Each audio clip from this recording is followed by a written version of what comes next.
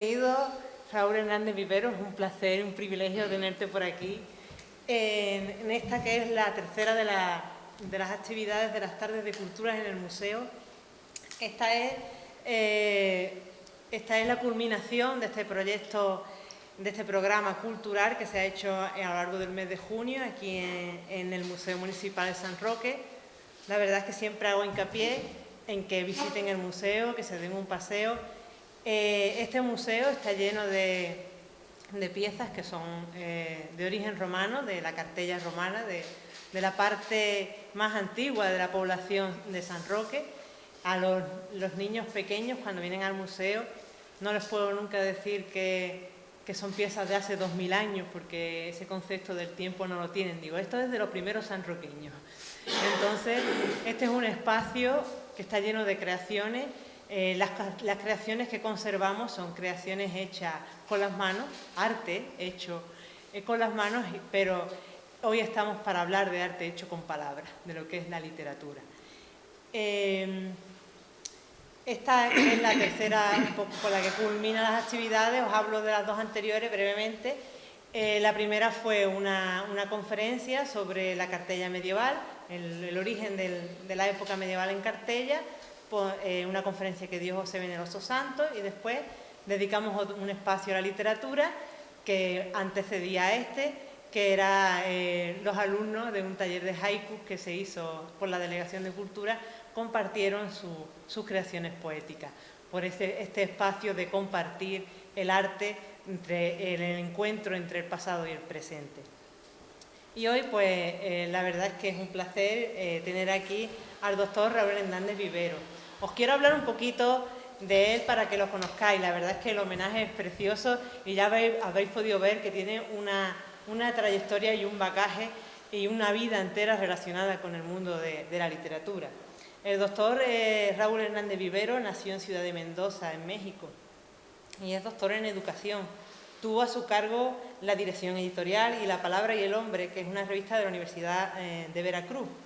Fundó la colección de estudios de antropología e historia del Instituto de Antropología de la misma universidad, de la Universidad de Veracruz. Es director de las revistas y ediciones Cultura de Veracruz. Es autor de numerosos libros de cuentos, novelas y ensayos, o sea que ha hecho un bagaje por todas las líneas de la literatura, desde la novela a la prosa, ¿no? del mundo del ensayo. Su antología, El relato español actual, pone al alcance del lector la obra narrativa de autores en América como Antonio Muñoz Molina, Soledad Puertola y Enrique Vilas Mata y otros autores. Este libro, El relato español actual, fue publicado por el Fondo de Cultura Económica de México e incluso tuvo su traducción al inglés. Yo desde siempre recomiendo a todo el mundo que le interese la literatura o la filosofía o textos buenos, que miren los libros del Fondo de Cultura Económica porque son una maravilla. Él realizó estudios sobre la poesía prehispánica y preparó un trabajo sobre las consecuencias socioculturales de la conquista en México. En el 2022 apareció su libro que se llamó El linaje de Cortés. Ese mismo año, en 2022, el 26 de abril, el Colegio de Ciencias y Humanidades de la UNAM, de la Universidad Autónoma de México, le hizo un homenaje por la aparición de esta obra, del linaje de Cortés, que imagino es un libro de ensayo, ¿no? De relatos. Ah, de relatos también. Ha sido invitado como escritor residente en Polonia, impartió conferencias y presentaciones de su obra literaria por toda España. Vivió en la casa, bueno, estos son datos bastante curiosos y que la verdad es que son momentos privilegiados en la vida del doctor Raúl. Vivió en la casa de Edward Stachura, emigró a Suecia, en Viena estudió la obra de Bruegel, asistió en Belgrado a encuentros literarios con Branislav Prelevic, Alberto Guaraldo lo llevó a Torino, en Italia, y allí llegó a conocer a Pierpaolo Pasolini y asistió a las actuaciones de Darío Fo. Como veis, es una vida llena de contacto con el mundo de la cultura. Entrevistó en Milán a Rita Gombrowicz, vivió una temporada en la casa de Antonio Ferrer de Madrid. Carlos Trías Áñez y Cristina Fernández Cuba lo invitaron a visitar Barcelona y residió una temporada en Cadaqués. Y durante todas sus visitas a la península ibérica, pues también conoció a Diego Granados, que incluso le dedicó un poema. Colaboró con sus colegas Pedro Domene y José Antonio Sáez en el encuentro con los colaboradores de la revista Baturro. Jesús Fernández Palacio lo invitó a participar en la revista Atlántica de Poesía y en su paso por España convocó a Fernando de Villena, José Lupiáñez y Antonio Enrique para integrar la antología Academia de Oriente y coordinó también una breve muestra que se llamó Cuento Español Contemporáneo, que fue incluido en Ediciones Cultura de Veracruz y en cuyas páginas aparecieron textos de José Reyes Fernández, de Herminia Luque Ortiz, Alma Pajé, Juan José Telles Rubio y Antonio Enrique y Alfredo Taján. Algunas de estas personas son bastante conocidas por aquí.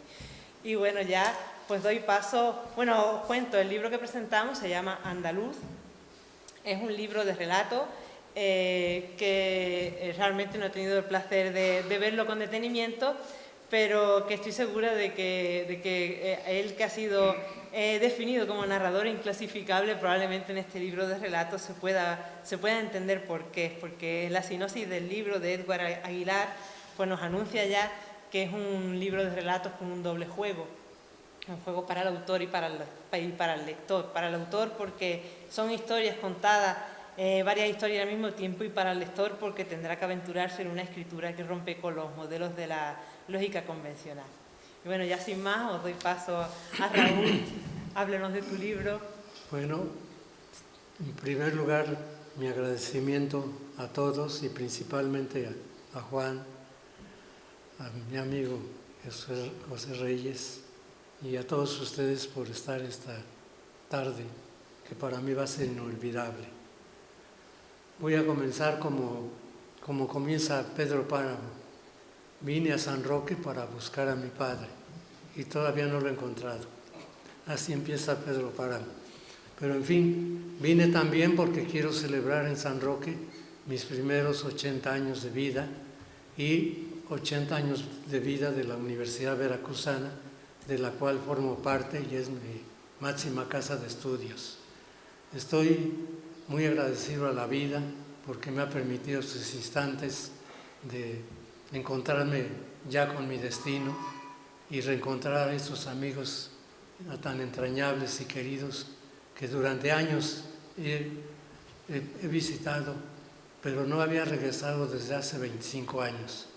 Y ahora, para mi sorpresa, pues estoy con ustedes para contarles un poco de este libro, que en realidad ya no debería de contarles porque apareció ya en la exhibición parte de mi vida. Viví en Polonia, como ya se dijo, ahí conocí a Edward Stachura, que es un poeta que representaba un símbolo para la juventud polaca. Tuvo muchos problemas en Polonia y después se suicidó y en fin creó toda una mitología en torno a él.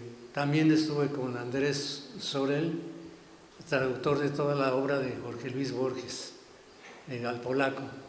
Gente que Polonia ha dedicado mucho a la traducción de toda la literatura iberoamericana, incluyendo España.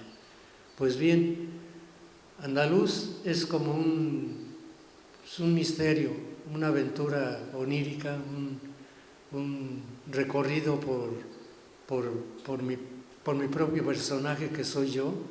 Es un misterio que se debe de aclarar porque comienza con un cuento totalmente lleno de filosofía, lleno de aprendizaje, lleno de entusiasmo por ser humanistas y por encontrarnos con uno mismo, por ser uno mismo, aprender a conocernos, reconocernos unos a los otros para respetar a los otros y que los otros nos respeten. Eso es una palabra mágica, una palabra que tanto se ha extraviado. El convivir, la armonía, la unión. Ahí hay una especie ahora de total desequilibrio en todo el mundo y creo que hemos perdido, todavía no perdemos la batalla. Estamos en busca de lo humano y tenemos que encontrarlo para volver a rescatar lo que somos, seres humanos que debemos vivir en tranquilidad, en paz y pues sin violencia. Pero el mundo, desde que aparece el troglodita con su palo y su piedra, desde ahí empezó todo, y a luchar contra todo el mundo, y en fin, esto no acaba hasta que termina, como decía un columnista deportivo en los Juegos. Pues bien, el primer cuento se refiere a un congreso de filósofos que se realiza en Varsovia. El filósofo, por supuesto, es un filósofo español que ha heredado toda la educación de María Zambrano, de Ortega y Gasset y todo este grupo de filósofos muy importantes, y se va a un congreso a Varsovia, y ahí le suceden cosas tan extrañas como se sale un día en la noche a las calles varsovianas, al Stare Miasto, que se llama la ciudad vieja, y ahí de momento se encuentra ya en el pasado, instalado en el periodo del nazismo, donde están colgando a todos, a comunistas, a gitanos, a judíos, a todo el que encontraran, así como yo, se los cabechaban, pero inmediatamente, y los colgaban para no gastar en balas. En fin, es un cuento tal vez surrealista, porque al final él encuentra una casa, en el hotel se encuentra en un mundo rodeado de cristales, y se encuentra que ya ha llegado para los aztecas el paraíso era como un mundo también parecido al que yo planteo, de todo de amarillo, de sol. Ya se encuentra uno con el dios Sol, y yo lo pongo ahí, y este personaje, pues como ha llegado ya a conocer tanto la filosofía, que va comenzando a tener alucinaciones, y el siguiente cuento ya se produce otra alucinación donde ya se ve en otro país, y el otro cuento también hay una serie de alucinaciones que se encuentra ya viviendo hay un personaje que se encuentra ya viviendo con una perra y unos perritos que según él piensa que son su familia, y tiene que cuidarlos y protegerlos. Y es algo tan curioso porque él acostumbraba ir a un centro comercial a comprar cajas de chocolates, y un día le toca la lotería y le regalan una perra ya cargada con los críos, y la perra la adora a él como si fuera su esposa, y cría a los hijos como si fueran. Y bueno, al final no les cuento el final. Y hay otro cuento que es el mismo personaje, las gaitas, ahí sucede que ya el personaje se va a Galicia, y ya se va convertido en una especie de asesino que va a matar a alguien, jefe de la mafia de allá de la Playa de la Muerte, del clan que hay ahí. Y entonces va en esa misión, pero después vive con el capo ahí, y vive con su familia, y se enamora de ese ambiente, que al final el humanismo queda, y ya decide no matarlo y escapar de ahí. Y además hay una situación ahí media rara entre un hijo gay del cacique, que se hace amigo, pero eso es una ambigüedad que no se sabe qué pasa. Pero él al final escapa y dice: tengo que huir de España porque me van a matar los otros sicarios por no haber, el que no cumple un contrato, pues los terminan rápidamente. Y ya así se escapa hasta que llega a Sevilla, y en Sevilla ya se encuentra ya también perdido, pero ya se encuentra transformado en un viejo boxeador que fue campeón nacional en su momento, pero que yo lo conocí en Sevilla y le puse Kim Betún. Lo conocí y platiqué con él ahí en 1998, y él llegaba ahí a una taberna que yo acostumbraba ir en las noches, y llegaba con su cajón de bolero, se entiende, los que limpian los zapatos, de limpiabotas. Llegaba ahí, y ahí junto de mí se ponía a contar sus monedas, y pedía un trago, y Y ya me volteaba a ver y yo le decía, ¿por qué cuentas eso? Dice, no, pues es lo que gané en todo el día. Y ya se tomaba sus alcoholes y ya yo le invitaba a otros y me fascinaba. Y yo vivía entonces en un hostal donde lo atendían unas búlgaras. Y entonces cuento ahí toda esa historia que me resultó de una maravillosa surrealidad subterránea, algo tan insólito, ver a este hombre que fue campeón mundial y ahí acabado el Kim Betún, y al final con ganas de tirarse al río, al Guadalquivir, y no atreverse, y en fin, esa ambigüedad de que a veces queremos morir y queremos seguir en la vida, pero estamos en el paraíso, pasamos al otro lado que ya Dante había planteado y después vivimos nuestro propio infierno. Y este personaje que le gustó a muchos lectores hace muchos años, pues lo vine a encontrar ahora en Sevilla. El domingo pasado lo vine a encontrar porque uno de sus nietos de Kim Betún logró lo que Kim Betún quería hacer. Un muchacho de 23 años se arrojó ahí al Guadalquivir el domingo en la tarde y se suicidó. Y a mí yo dije, ¿cómo es posible que estoy dando yo presente en Sevilla sucedan esas cosas? Yo dije, pues es literatura, es fantasía, pues es una gran mentira, pero me emocioné tanto, dije, bueno, aquí acabó la historia de Andaluz, porque al final el final es que se va en búsqueda de Andaluz, en busca de la luz que se vive en el nuevo mundo, en la nueva España, es lo que se vive, porque ahora en este momento ya es más temprano, por eso ya va en búsqueda de la luz. Nosotros estamos aquí, son las 7 de la noche, allá son la 1 del día, entonces por eso se pierde ya y se va en búsqueda de Andaluz, o sea, se va, no de Andaluz de aquí, de los vecinos de aquí, no, pero me fascinó toda esa historia de estos personajes que andan y que ahora están viviendo en la calle y viven peor que antes, porque antes era el alcohol nada más y ahora ya es la droga, ya es el fentanilo, ya es algo que ha llegado a destruir a la humanidad, porque ya ha sido un negocio de los imperialistas, porque el mercado más grande del consumo que nosotros producimos en México se va a Estados Unidos y en Estados Unidos ya se ha dado en esas décadas la generación de los muertos vivos, andan en las tardes ahí alucinados buscando más droga y jóvenes perdidos, extraviados.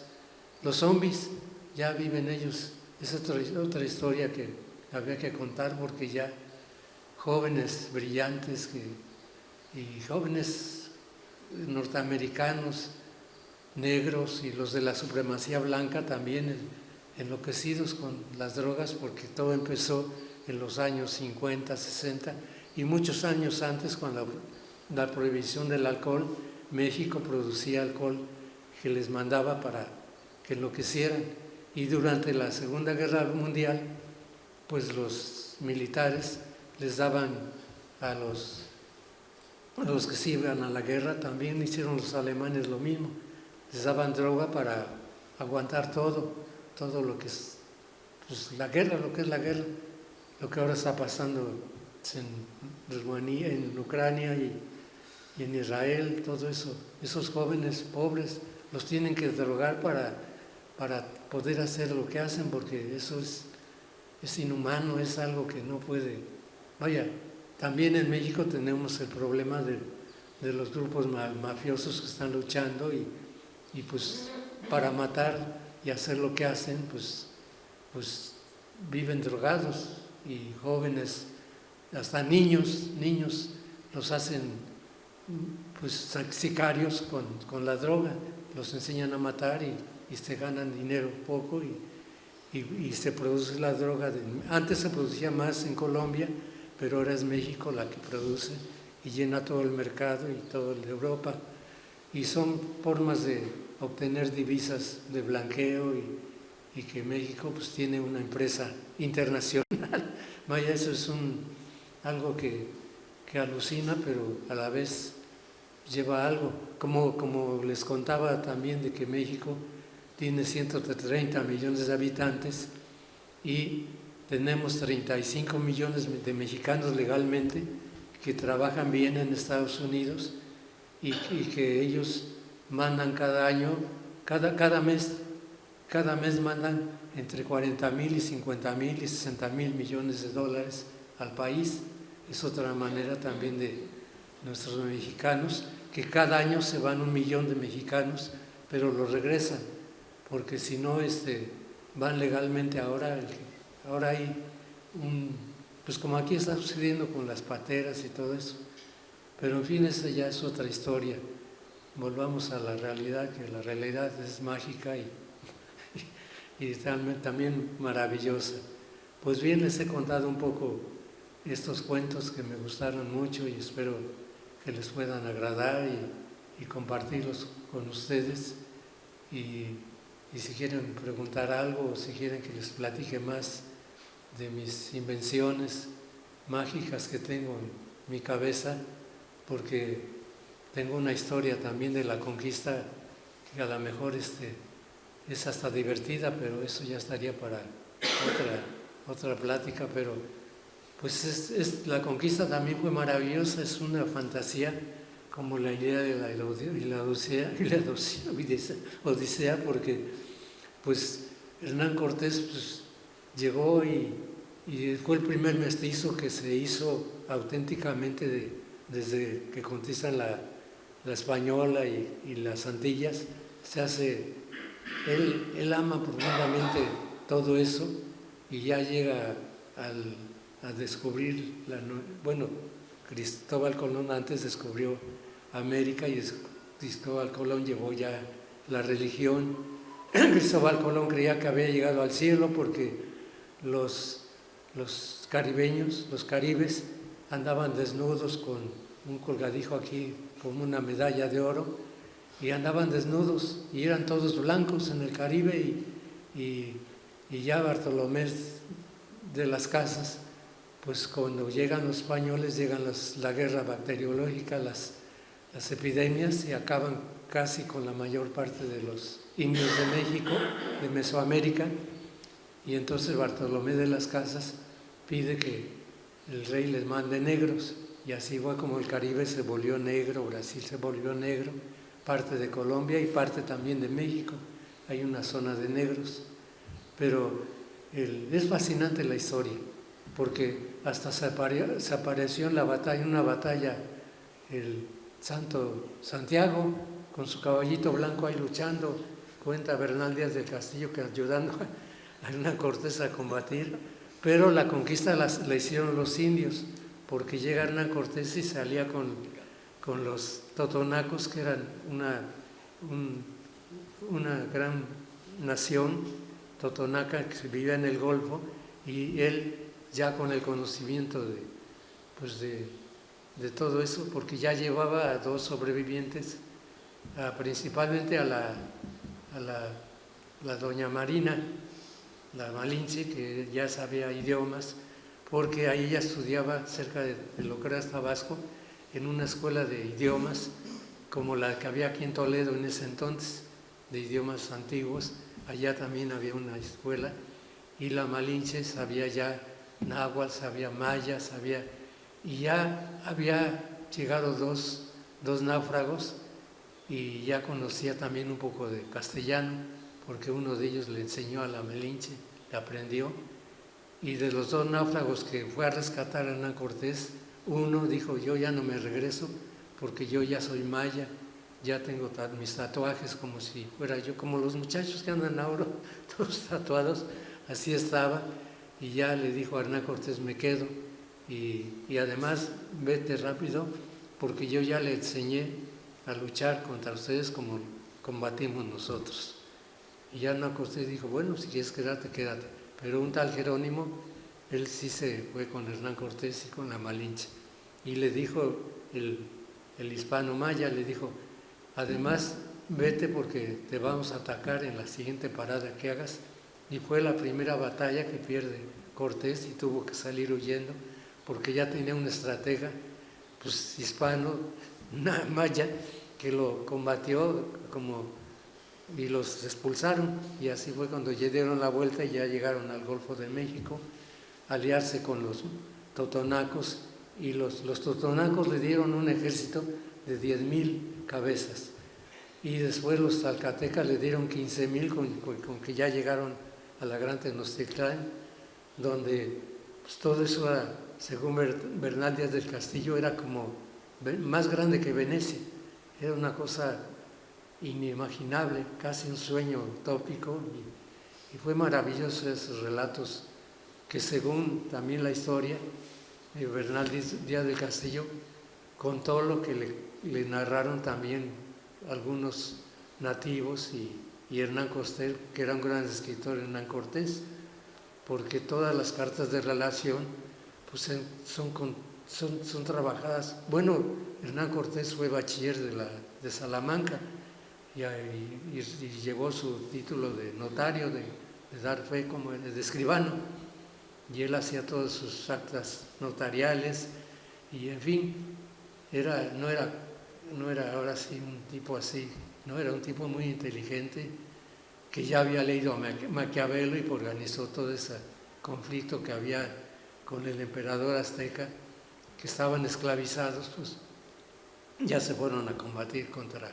la Gran Tenochtitlán, y ya Hernán Cortés se dio cuenta de la alimentación que había para conseguir proteínas y dijo, ¿cómo voy a darle de comer a estos 30,000 aliados míos? ¿Cómo les voy a dar de comer si no tengo ni para darle de comer a mis soldados? Pues ya les dijo, bueno, arréglense como puedan, que se vaya cayendo, se lo van preparando como ustedes lo acostumbran a hacer, y van comiendo y obteniendo proteínas, y salgan a cazar ahí a los que encuentren y a todos los totonacos, y pues para alimentar a casi 40,000 aliados, pues que ese ejército, ¿quién les daba de comer? Agua, frutas, pues ellos conseguían ahí todo. Pues esta es la verdadera historia de España, un poco de la conquista. Ya años después llega la conquista ya evangelizadora, precisamente hace 500 años, hace 500 años llegan los 12 apóstoles, que eran misioneros que iban con la obligación de bautizar por día a cuanto encontraran, bautizar hay unas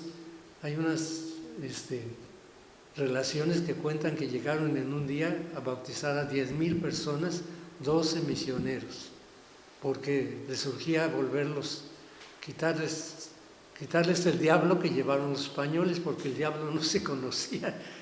Había algo semejante, pero no se conocía el diablo en la Nueva España, y así llegaron. Y ya después ya llegaron los misioneros, ya los colonistas, que ya llevaron la gramática de Nebrija para que escribieran sus idiomas ya con gramática y todo, y ya se hicieron los primeros diccionarios.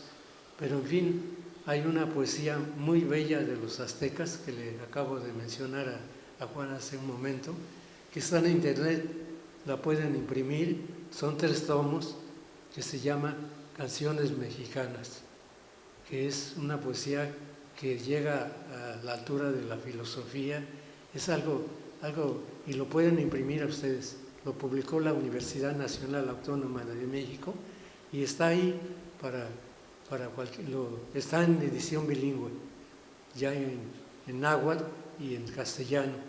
Fue un trabajo muy bonito porque casi se pierde, porque con los virreyes y, en fin, hasta la independencia ya la hicieron los españoles, ya los auténticos españoles, porque Hernán Cortés pretendía hacer su reino allá, distanciarse de Carlos V y ya hacer su propio reinado allá. Y entonces no faltaron los espías, porque había espías de todos lados, como actualmente sucede, y le enviaron noticias al rey de que pues ya preparaba ya su independencia, Hernán Cortés, y entonces le manda al virrey Antonio de Mendoza para aplacarlo y ponerlo en tareas imposibles para que ya muriera Hernán Cortés ahí. Lo mandó así llegando, le dijo, oye, pero tienes que seguir conquistando tierras y vete al norte, y ya lo mandó hasta lo que ahora es California, Los Ángeles, a descubrir todo eso. Y a su paso por ahí descubrió Baja California de México. Esta Baja California tiene un brazo de mar, no sé si han visto el mapa de México, tiene un brazo de mar que se llama Mar de Cortés, porque lo descubrió Hernán Cortés, y el actual gobierno, que acaba de haber elecciones y va a continuar el mismo sistema de político, si ya le quiere cambiar el nombre de Mar Cortés por como varias calles de la Ciudad de México y avenidas que él ha cambiado. Pues es que los mestizos a veces somos así medios, se nos va, así nos da vueltas todos, pero entonces quiere, pues cuando llegó quería que le pidieran perdón por todo el oro que se llevaron y la plata que pidieran, y le contestaron varios escritores, Reverte, entre ellos Cercas, le contestaron en broma, casi le dijeron, oiga, pero ¿usted en qué idioma nos está hablando? Si nos hablara en náhuatl todavía lo respetaríamos, en totonaco, pero ¿en qué escribe usted? Pues, pero en fin, ya se acabó la polémica y creo que ya pasó esa faceta y ya nadie se acuerda de eso. Pero sí fue maravilloso el encuentro de los dos mundos, y todavía llegamos ya a la caída de Franco. Bueno, antes de la caída de Franco, que llegó la verdadera conquista cultural, porque llegaron ya los exiliados, León Felipe, Luis Cernuda, pues muchos intelectuales, Wenceslao Rosas, el traductor del Capital, en 3 tomos, que se publicó en el Fondo de Cultura. Llegaron los miembros también de algunos del Partido Comunista que se refugiaron en México. En fin, allí estuvo el gobierno unos años ahí, el gobierno del exilio en México. México rompió relaciones con Franco y en fin, hubo los niños huérfanos, los niños que llegaron a México, les dio asilo el general Lázaro Cárdenas, y en la ciudad de Morelia, una ciudad muy bonita, hecha por los españoles, ahí crearon una escuela especial para los niños de Morelia, que fueron casi 300 niños, que llegaron de pues, niños, unos bebés, otros de 10 años, y terminaron sus estudios en México. Pero a la vez llegaron filósofos, llegaron, como ya dije, poetas. En México llegó varios filósofos que crearon el grupo de Hiperión para tratar de descubrir qué es lo mexicano, y de ahí salieron libros tan importantes como el de Octavio Paz, El laberinto de la soledad, que se pregunta a él también qué es lo mexicano, porque hay una confusión. Lo mexicano no existe, lo mexicano fue una invención de Hernán Cortés, y por eso México se llama México y tiene su capital México. En ningún país del mundo pueden encontrar ustedes algo parecido, pero eso Hernán Cortés inventó porque quiso hacer de México lo que era el centralismo del emperador azteca, que controlaba todo Mesoamérica, desde San Francisco hasta Panamá, controlaba el rey Moctezuma. Pero en fin, me di a la tarea hace 2 años de ir a buscar, porque Hernán Cortés dejó su testamento, que lo pueden también ver en internet, ahí está completo, donde lo trajeron preso a España, lo enjuiciaron, pero como él ya tenía aquí también, ya tenía adquiridos a sus abogados que lo iban a proteger, y al final lo absolvieron, y él murió y dijo en su testamento que dejaba dinero para que pagaran 4,000 rosarios y 5,000 misas en Sevilla y en algunas otras partes de España, para que mientras durante unos 10 años tuvieran sus huesos aquí, pero que después los llevaran al país que tanto amó, que fue la Nueva España. Y yo me di a la tarea hace unos años de buscar sus huesos, y ahí en la Ciudad de México está en una capillita cerca de la Ciudad de México, el que él construyó, él hizo todo el palacio, la catedral, todo el centro de México. Hernán Cortés lo construyó, hizo la casa de la Malinche, donde ahí hizo otras casas para él, porque él tenía obsesión por las mujeres. Se parece a algunos españoles que no hay aquí, pero en fin, que tienen muchas mujeres, pero nosotros, como somos, ¿cómo se llama eso?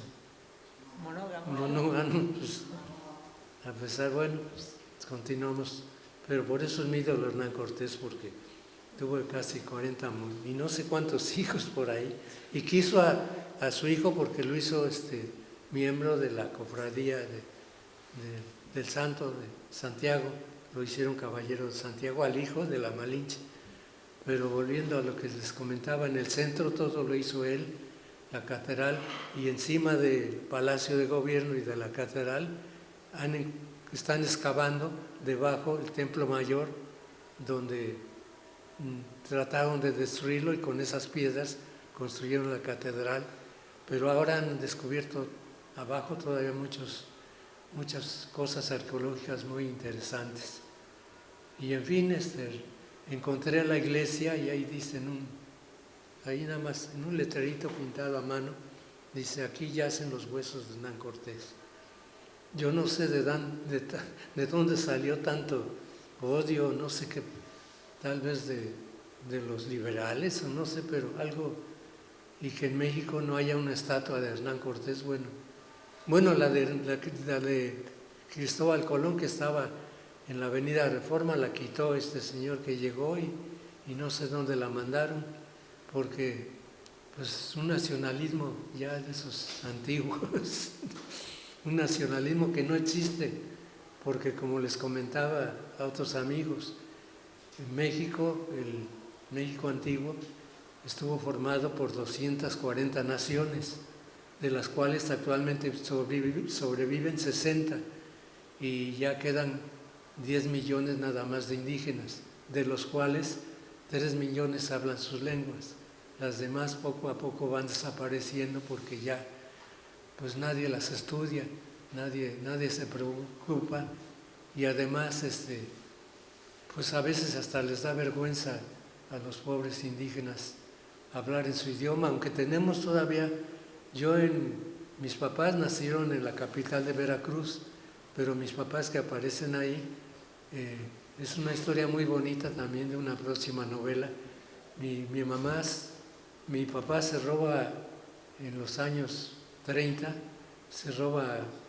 mi papá tenía 14 años y se roba a mi mamá de 9 años, que estaba en la primaria, y mi mamá estaba estudiando la primaria, y mi papá no estudió nada, y se la roba y se escapan de Jalapa y se van a refugiar al estado de Puebla, a un rancho, a una finca, a una hacienda, donde un tío los protege y lo pone a mi papá a cuidar un rancho, y ahí mi papá se hace hombre y se hace criador de caballos, hace de todo, y se da cuenta de que en ese rancho, en esa finca, ahí mis hermanos que nacieron ahí, pues no van a tener porvenir porque no había escuelas. Y entonces mi mamá le enseña a leer y a escribir a mi papá y se van a una ciudad que está cerca de este estado que se llama Puebla, que es bajando unas montañas, y ahí al primer pueblo que hay, que se llama Ciudad Mendoza, al bajar mi papá ve una escuela primaria y secundaria muy bonita, que tenía el nombre de Esfuerzo Obrero, porque en esos años había la lucha proletaria muy importante con los batallones rojos que hubo en México, y lucharon mucho y fundaron escuelas para obreros, y esta escuela se llamaba Esfuerzo Obreros y era de artes, de industrias y artes manuales, porque había que enseñar a todo el mundo a hacer manualidades, a hacer pequeñas industrias.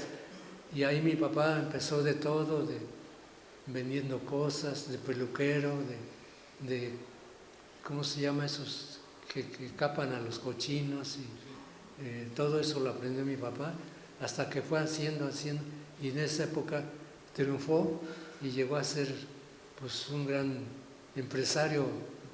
Tuvo 5, antes no había supermercados, ¿no?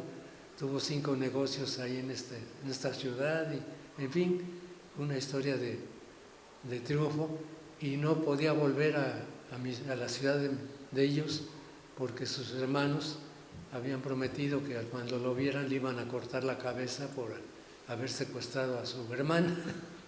Pero pasaron los años y mi papá siempre que iba, como aprendió ahí en la hacienda a andar con pistola y su rifle 30-30, pues se fue, iba siempre con su pistola por temor a que los hermanos, pero ya pasaron los años y ya se terminó la pelea. Sin embargo, me contó toda esa historia que pasó en la región, por eso es parte de una novela, porque pasó en esa región algo formidable. Pasó primero que cuando la revolución, hay un presidente, Venustiano Carranza, que era el último presidente que hubo después de la revolución, lo van persiguiendo, y ahí cerca de la hacienda de mi padre, sale él en el tren. La Revolución Mexicana se hizo casi por trenes, porque el tren que hizo la dictadura de Porfirio Díaz fue de más de casi 30,000 kilómetros. El tren que hizo el dictador de nosotros durante 30 años llegaba desde el puerto de Veracruz hasta El Paso, Texas. Ya se podrán imaginar el recorrido que hacía ese tren. Lo hicieron los ingleses y quedó muy bien ese tren, que ahora ya se empieza a trabajar con el tren, pero ya todo sucede en autobuses, en camiones de carga. Pero en fin, en esa época saltan el tren del presidente constitucional, y los revolucionarios que lo atacan se olvidan del tren que iba atrás, el tren con todo el oro, ahora sí el oro de Moctezuma, que perdieron los españoles, ahí iba atrás, y la plata, y entonces se olvidan y van, porque huyen, los constitucionalistas huyen hacia las montañas y van los persiguiendo y dejan el tren. Y entonces uno de mis tíos, el que hasta le da asilo a mi papá, era un pastorcillo del campo que andaba por ahí, y entonces entre él y otro pastor ven las barras esas de oro, las barras que también le llegaban a Carlos V con el sello, el V real. Esas eran las barras, y entonces los 2 niños estos de 12, 14 años, su tío de mi papá, que era muy, se apresuran a cargar barras de oro y escogen un árbol para enterrarlos, y ya entierran hasta que les da, y ya los 2 guardan el secreto. Donde están estos 2 niños, guardan el secreto, y entonces ya cuando vuelven los revolucionarios, pues ya mucha gente había saqueado el tren, pero ya los revolucionarios matan al presidente constitucional y ya casi está por terminar la revolución, pero sigue la revolución y sigue la lucha. En la Revolución Mexicana murieron casi 2 millones de mexicanos y entonces éramos 15 millones, fue una muerte entre hermanos terrible. Ahí mis abuelos también se perdieron en esa revolución de parte de mi mamá y de parte de mi papá. Se perdieron combatiendo, ya no sé si de un lado a otro, pero ahí murieron los 2 abuelos. Pero de ese oro lo guardaron y le guardaron, entonces ya cuando mi tío se acuerda, porque hicieron un pacto los 2 niños y nadie dijo nada, y resulta que el otro pastor muere y mi tío se encuentra con las barras de oro y hace, pues va sacando poco a poco y va comprando hectáreas, campos y campos y se hace rico de la noche a la mañana. Y en la ciudad de Puebla, que es muy bonita, compra también casas, haciendas, en fin, es como un milagro, ¿no? Que alguien que era pobre se vuelva rico de la noche a la mañana. Como hubo muchos indianos, ¿no? Que regresaron. En eso cuento yo el linaje de Cortés, de un indiano que yo invento, que en Huerca Lovera vivió ahí un indiano, y invento una historia que trajo también algunas barras de oro de la Nueva España, y ahí murió y dejó también un testamento en el linaje de Cortés. Pero en fin, todo esto ha sembrado muerte y muerte y muerte, y actualmente pues siguen los sacrificios humanos y mucha gente se asusta, pero les comentaba a algunos amigos que hace años descubrieron las cuevas de Atapuerca, ¿no? Y los trogloditas pues tenían su cultivo de niños para alimentarse y bueno, y no pasa nada, esa es la historia. Bueno, Roma también, cuando es bloqueada y se quedan sin hambre, y bueno, y los del avión de los Andes, ¿no? También, que se tuvieron que alimentar, y bueno, eso se sucede ya no con frecuencia, pero siguen las costumbres, porque hay unos guisos que ya les dije. Cuando vayan a México hay un pozole que no lo hacen ahora con comida humana, pero es parecido al que hacían antes, un pozole con ¿cómo el maíz, ¿cómo se llama? El maíz, la semilla, se hace pozole y flores de la calabacilla, el calabacín, y es un platillo que se come mucho en México. Y queda la tradición de la tortilla que se hace con harina de maíz y se pone a calentar hasta que queda para comer. Todavía queda esa cosa ancestral, y llega ahora con los tacos que se comen en México, de carne, de cualquier tipo de carne, y acaban de darle dos estrellas, ¿cómo se llaman? De los restaurantes. Michelin a dos taquerías de México, porque los hacen exquisitos y, en fin. Y a veces llegué a encontrar en la Ciudad de México que cocinaban tacos hechos de carne como de cartón.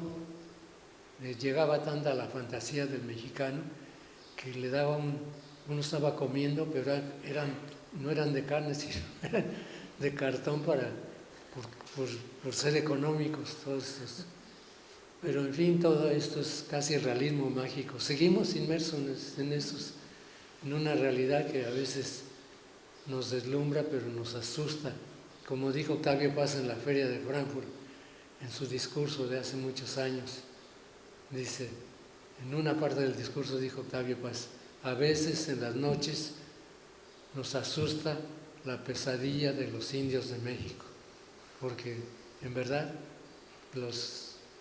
la supremacía blanca, los mestizos y los criollos y todo eso, a veces se avergüenzan de algo que es base de nosotros, ¿no? Y a veces, pues, vaya, no es lo mismo aquí, pues, Cataluña, ahí tienen su universidad, desde jardín de niños, sus lecturas, más al norte también sus idiomas permanecen, pero en México van a desaparecer porque, pues desgraciadamente, la educación nacionalista que se hizo, siempre se realizó para integrarlos y para hacerlos hombres de bien. Y hasta ahora, pues creo que no han logrado hacer de mí un hombre de bien, porque no hago las cosas bien, las hago tan mal que todavía vivo aquí y estoy con ustedes muy contentos, muy feliz de estar con mis amigos y en verdad los quiero mucho y me siento parte de ustedes y vaya, estoy agradecido a la vida, en fin, es casi algo de realismo mágico, verlos a ustedes, verlos aquí junto a mí, en fin, y si quieren preguntar algo más, por favor. Sí, bueno, no hace falta que te diga, Raúl, la enorme alegría que ha contribuido para mí, es absolutamente entrañable, volver a verte después de tantísimo tiempo. Creo que han sido 25, 26 años, fue en el 98 cuando estuviste aquí, y aunque dice Gardel que 20 años no es nada, 25, 26 años es un lapso temporal suficiente como para que a uno le transforme la vida. Entonces, estoy muy contento de volver a verte y yo que pensaba que ni siquiera te acordabas de mí, pues ayer me dijiste que recordabas lo que comimos. Y hoy me acaba de decir que recuerdas cómo iba vestido. Sí. Yo que pensaba que no te acordabas, ¿no? En fin, tú eres un investigador, profesor, universitario, escritor, conoces muy bien la literatura española porque hiciste una antología muy voluminosa del relato español y conoces muy bien la literatura española. Pero aprovechando tu presencia, a mí me gustaría que brevemente nos dieses unas notas sobre la literatura, la narrativa, la poesía actual en México, quiénes son los autores que destacan allí. Sí, ¿cómo no? Pues bien, la literatura mexicana, pues ya les dije, tiene unas bases prehispánicas muy sólidas, insuperables, porque hasta el mismo Octavio Paz no ha logrado trascender esa filosofía de la poesía indígena. Y no solo la poesía indígena, la poesía totonaca, los cantos, la poesía de cualquier grupo, hasta las que ya están falleciendo. Pero desde los años 40, 50, ha evolucionado mucho. Se ha hecho literatura pues, de diferentes maneras de enfocar el realismo, el costumbrismo, el provincianismo.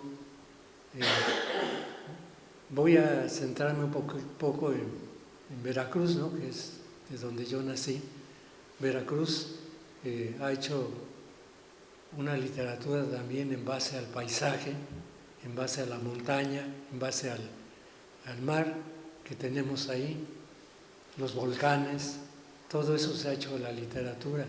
Un gran investigador, José María Vigil, originario del estado de Jalisco, la tierra de Juan Rulfo y de otros escritores, ha tenido fue el creador de la Biblioteca Nacional y fue el que encontró, entre José María Vigil, encontró por ahí perdidos, porque en la época de Benito Juárez, que es el liberalismo,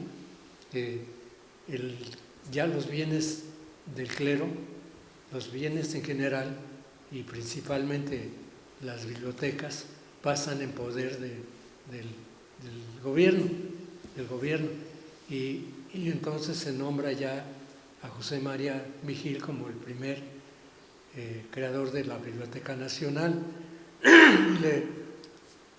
Le dan la tarea de recoger todo lo que le entrega el clero antes de que lo quemaran, ¿no? Y aparte se crea el registro civil y ya el que muere pues tiene que hacerse su acta y todo eso a partir de Benito Juárez, que fue el creador de las leyes de reforma. Entonces ahí se encuentran muchos documentos históricos y valiosos de la literatura. Se encontraron los cantos mexicanos. Pero ya volviendo a la época ya actual, pues tenemos una riqueza hermosísima de narradores, de poetas, y que han ido del modernismo hasta la fecha, ¿no? Es más, en Jalapa, la ciudad capital del estado de Veracruz, llegó Rubén Darío. Y Rubén Darío llegó a las fiestas posteriores a los que les conté, a la persecución de Venustiano Carranza, a las fiestas del dictador de 1910. Llega Rubén Darío con la idea de ir a celebrar a la Ciudad de México estas fiestas, pero en esos días estalla la Revolución Mexicana y Rubén Darío se queda en Jalapa, y se queda porque no puede ya llegar a la Ciudad de México porque ya hay la lucha ahí, ya hay encuentros, combates y todo, y se queda con nosotros.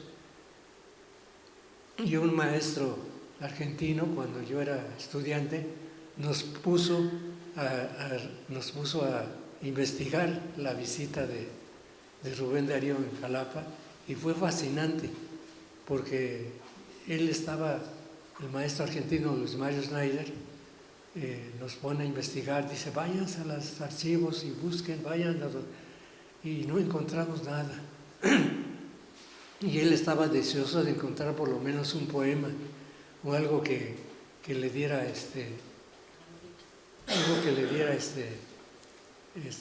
pues pruebas de la ciencia y sin embargo hubo una comida cerca de Jalapa, en la ciudad de Teocelo, donde se hizo una comida con Rubén Darío y fueron algunos intelectuales veracruzanos y lo agasajaron ahí, pero nada más hay fotografías que están en internet, pero documentos literarios no. Lo único que encontramos fue facturas firmadas de los bares donde iba a emborracharse Rubén Darío. Y Rubén Darío fue porque quería saludar a Salvador Díaz Mirón, el gran poeta veracruzano, que fue clásico y después se pasó al modernismo. Escribió pues mucha poesía, fue una especie de rebelde, pero a la vez fue un gran escritor. La obra ya está recogida completa. Y a pesar de ese instante mágico, años más tarde, en 1922, en el estado de Veracruz, se da el movimiento estridentista, que es un movimiento creado por un poeta veracruzano, Manuel Maples Arce, que están bajo la influencia de lo que hacían los italianos, en ese momento, lo que hacían los dadaístas también, y lo que hacían los brasileños con Mario de Andrade.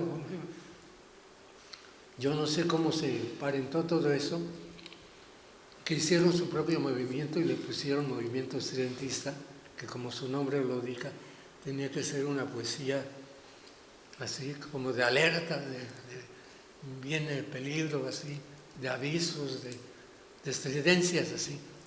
Y ocupaban, también hubo pintura estridentista, hubo música estridentista, crearon el jazz.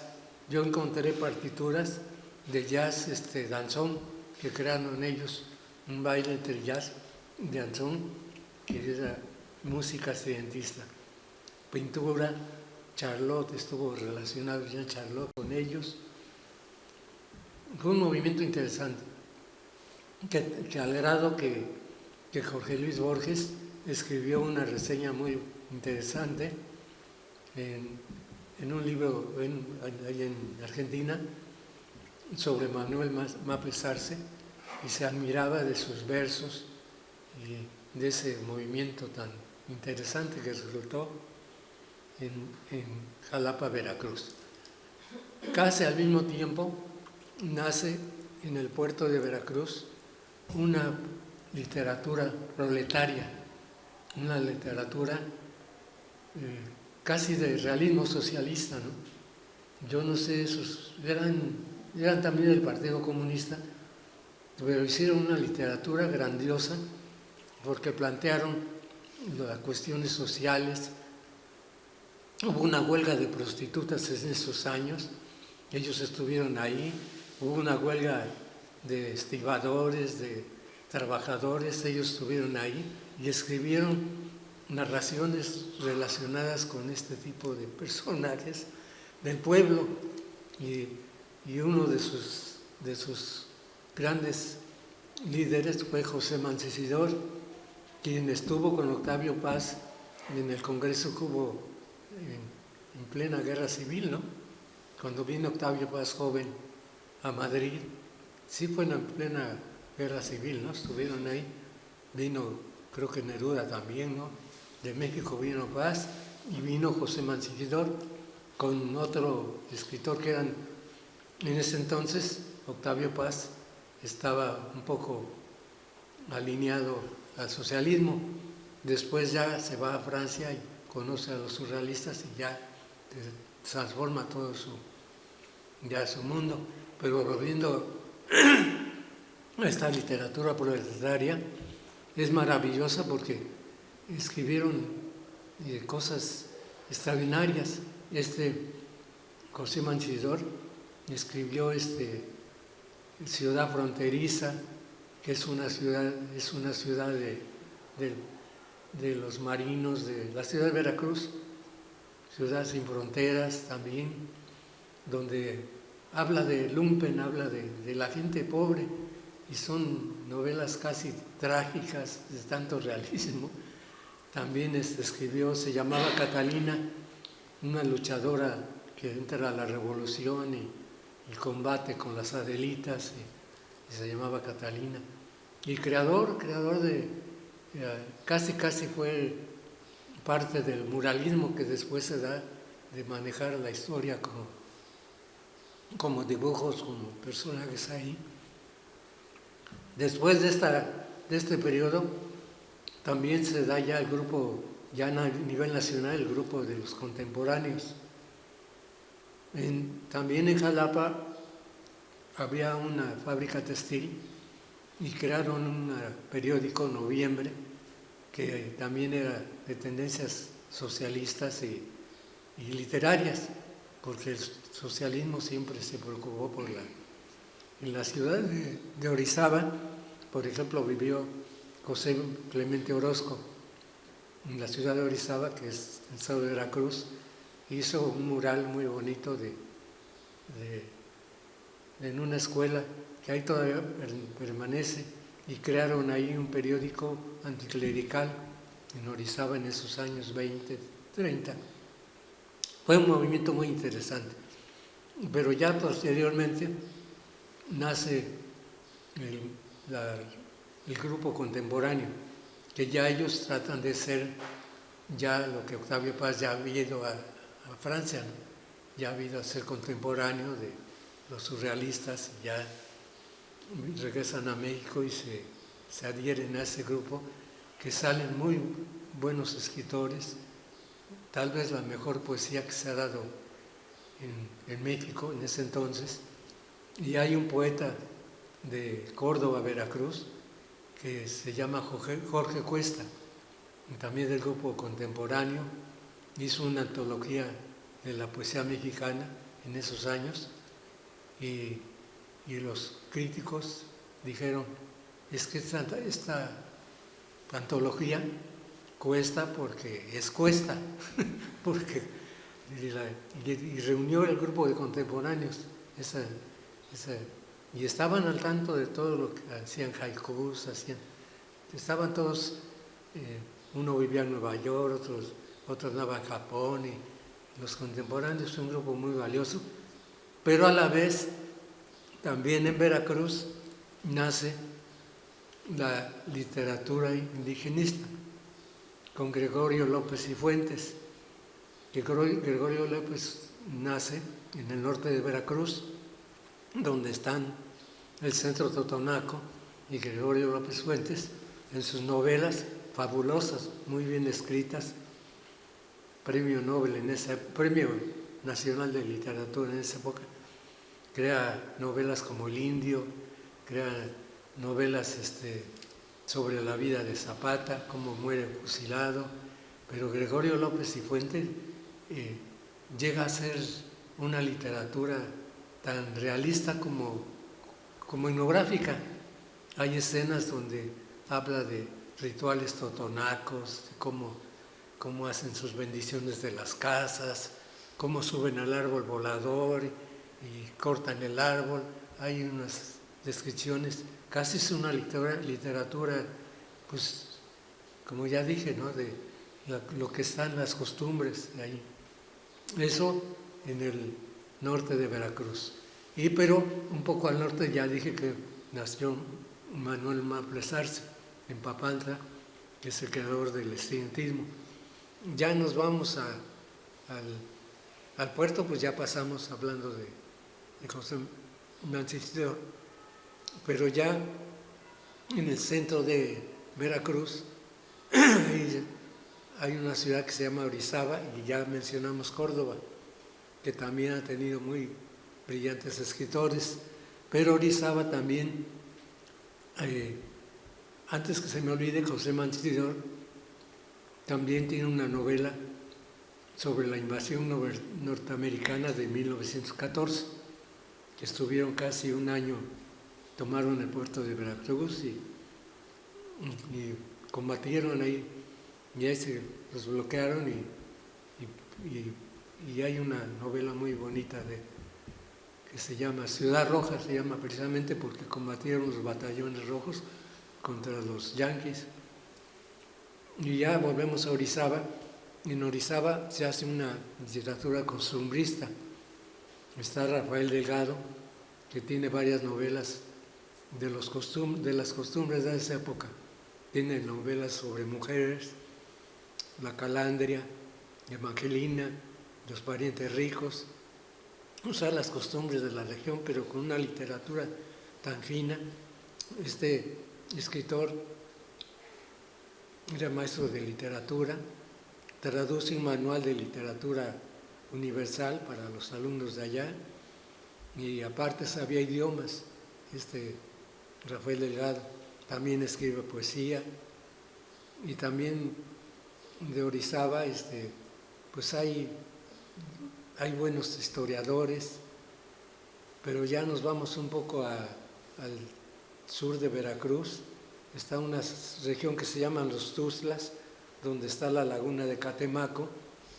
Ahí en esa región, que es maravillosa, es ya casi, era selvática, pero ya el turismo y eso la está acabando, pero en esa ciudad nacieron también muy buenos escritores, algunos contemporáneos como Luis Carrión, Ulises Carrión, Jaime Turrén, novelistas como Juan Carlos Islas, todos originarios. En esta región les cuento que hubo un refugiado español que decidió quedarse ahí porque le gustó la vegetación y él ya no se fue a la Ciudad de México y fundó una escuela popular al mismo tiempo de la que había en Francia, la Celestin Freinet. Él llegó a la educación popular, que también consiste en manualidades, en que los niños pinten, hagan sus propios libros. Este escritor Patricio Arredondo, está su tumba ahí, dijo que lo enterraran ahí, porque amó tanto, pero él llegó allá, Patricio Arredondo, y me cuentan que unos amigos que lo conocieron, de adolescentes, me cuentan que era radical y que quería volver, pero se quedó, y que se pasaba las tardes oyendo la radio cubana Habana Libre, oyendo los discursos de Fidel Castro, que yo también de joven me los recitaba, nos apasionaba todo eso. Pues Patricio Arredondo hizo su escuela y prefirió educar a los niños y prepararlos para la secundaria y que ya llevaran manualidades y pequeñas industrias y armaran sus propios cuadernos, sus historias. Hay toda una escuela de la escuela popular. Y ya más abajo llegamos al sur, la ciudad ya de Coatzacoalcos, que se llama el río que también descubrió Hernán Cortés, un río grande, enorme, y se llama el río de las mariposas, Coatzacoalcos. Y ahí nació también alguien de origen español, Rubén Salazar Mayén, de origen español, pero que nació ahí, y él fue el creador de la mitología del malinchismo. Él, que después Octavio Paz le toma la idea y la mete en el laberinto de soledad y hay un enfrentamiento porque pues se queja, se lamenta de que no lo menciona ahí, que tomó su teoría, ¿no? Que es muy sencilla, ¿no? La teoría del malinchismo es que los mexicanos estamos acostumbrados a usar cosas del extranjero. En eso consiste el malinchismo, de la Malinche, pero que dio escándalo en su época y lo tomó Octavio Paz para su pensamiento sobre el ser mexicano. Pero también escribió novelas muy importantes, unas novelas sobre la burocracia, una novela Soledad, de una muchacha burócrata ya en la Ciudad de México. Escribió mucho y también cerca de ahí ya hay escritores ya más contemporáneos como Manuel Torres, quien vivió en Polonia y escribió unos cuentos maravillosos que suceden también en Polonia y estudió en Polonia. También está Luis Arturo Ramos, un escritor también valioso, que escribió una novela precisamente Intramuros, que habla de los españoles que se quedan actualmente, de los que llegaron y se quedaron. Es una novela interesante porque maneja el término intramuros, o sea, ya se quedan a vivir con nosotros y es un escritor veracruzano. Y dramaturgos hay también muchos, Emilio Carballido, un autor de Córdoba, la ciudad de Córdoba, y aparte novelista, y ya de Jalapa se me estaba olvidando, hay autores como Sergio Galindo, que escribió una saga novelística muy valiosa. Su última novela que le hizo es una novela perfecta, le puso Otilia Rauda. También Sergio Galindo, pues de origen español, era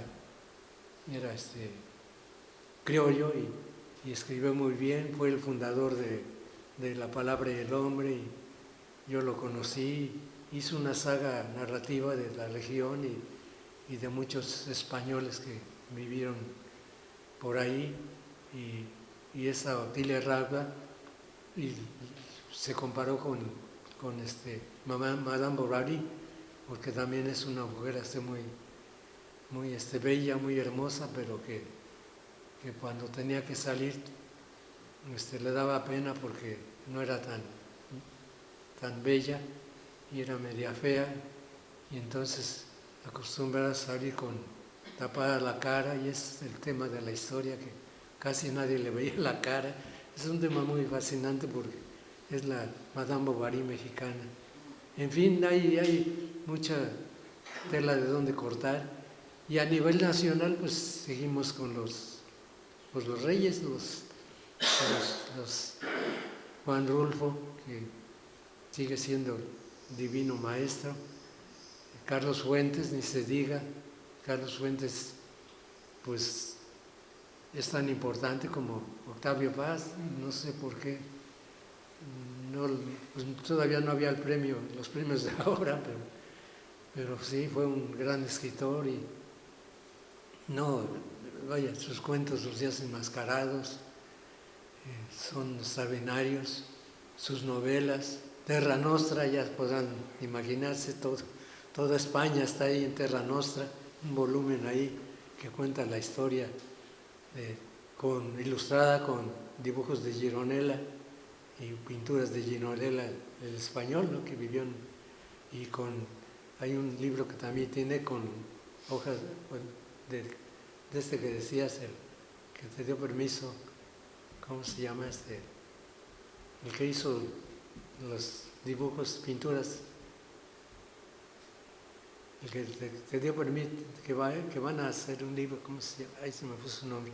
Pero en fin, hay muchos escritores muy interesantes, y en Orizaba también está el creador de la literatura de la onda, que es la literatura que se da en los años 60, Vicente Rojo. Vicente Rojo hizo algunos diseños para algunas novelas de Carlos Fuentes.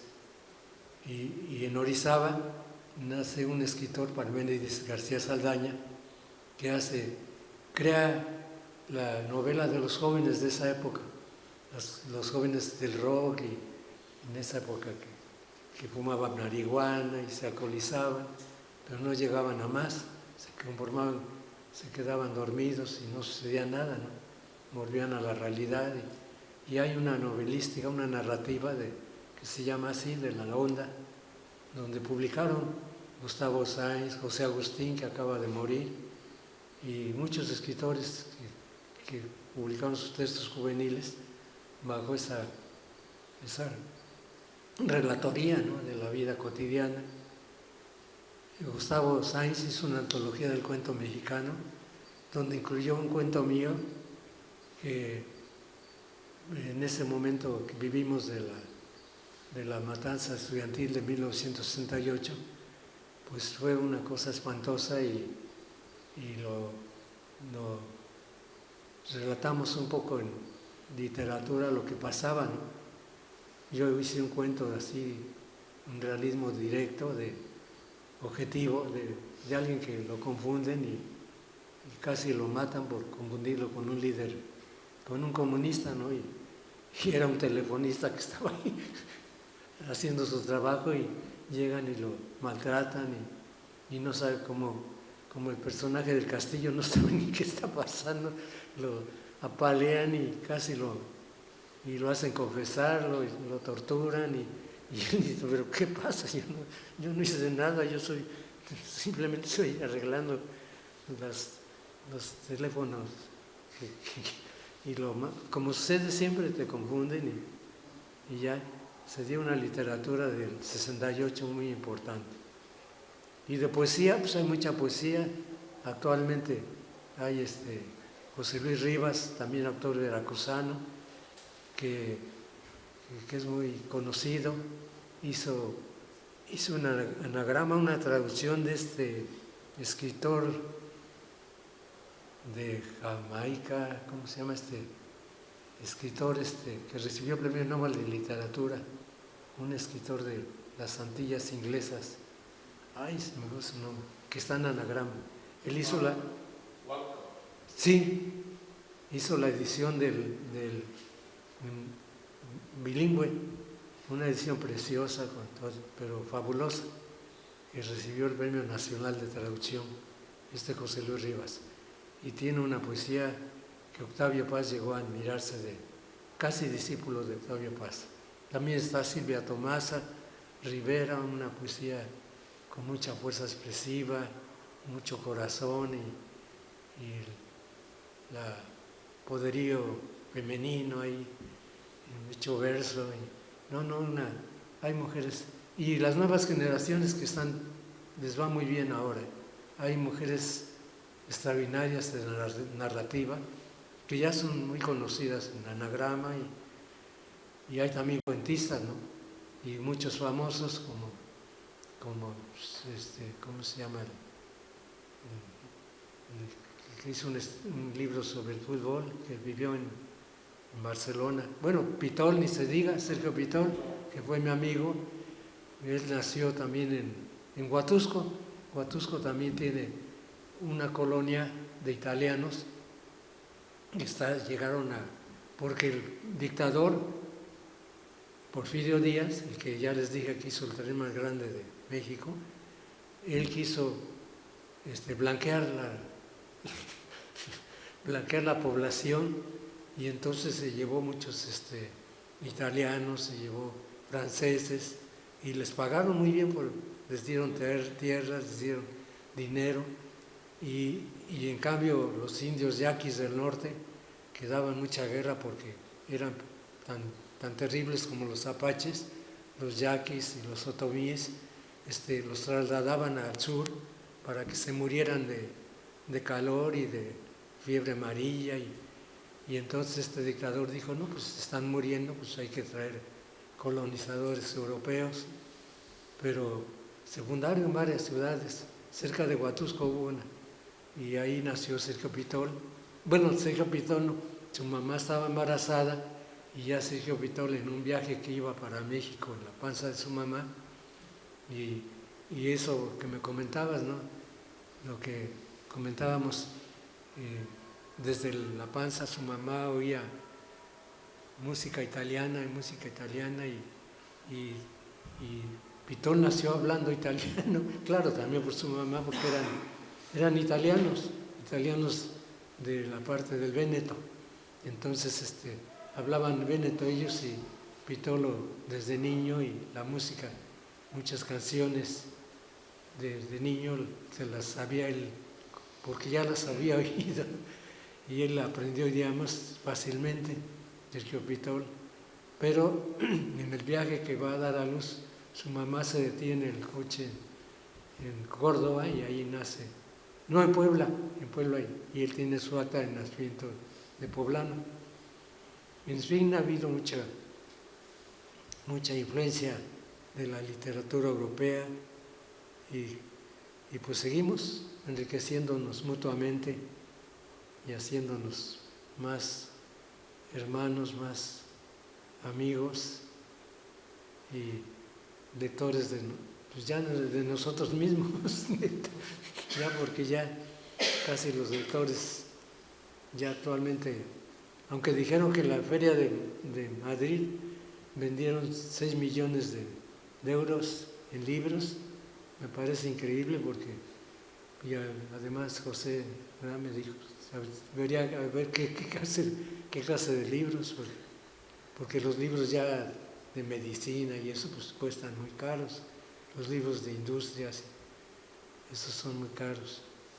Pero en fin, lo importante es que todavía nos une la lengua, nos unen nuestros ideales, nos une la amistad cariñosa que nos tenemos, y pues mi agradecimiento a todos ustedes, y esperemos vernos el próximo año, que es mi meta, venir una temporada a España, y otra meta, ir a otra patria que me espera, que es Italia, porque que no lo quieran creer, a veces no lo quieren creer, pero digo, yo soy español de nalga prieta.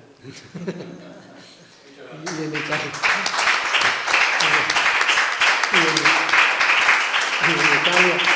En Italia igual en Italia me adoptaron y los torineses que son también tremendos. Mi nona me puso, cuando me conoció la abuela de ellos, me dijo, cuánto ama a mi nipotino Nero, dice, a mi nipotino Nero, lo amo. Y me quería la abuela que ya está en el cielo. Y los papás de mis amigos también. Y mi amigo, mi hermano, murió este año. Mi hermano, realmente porque yo viví en su casa 2 años y él vivió allá en México 4 años y se casó con una mexicana y murió hace unos meses. Pero en fin, los saludamos desde aquí, donde esté. Gracias. Pues muchas gracias.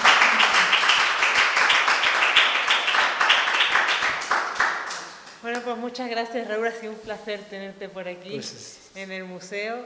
Y me ha encantado mucho la frase que ha salido en el homenaje que te hicieron, que decía,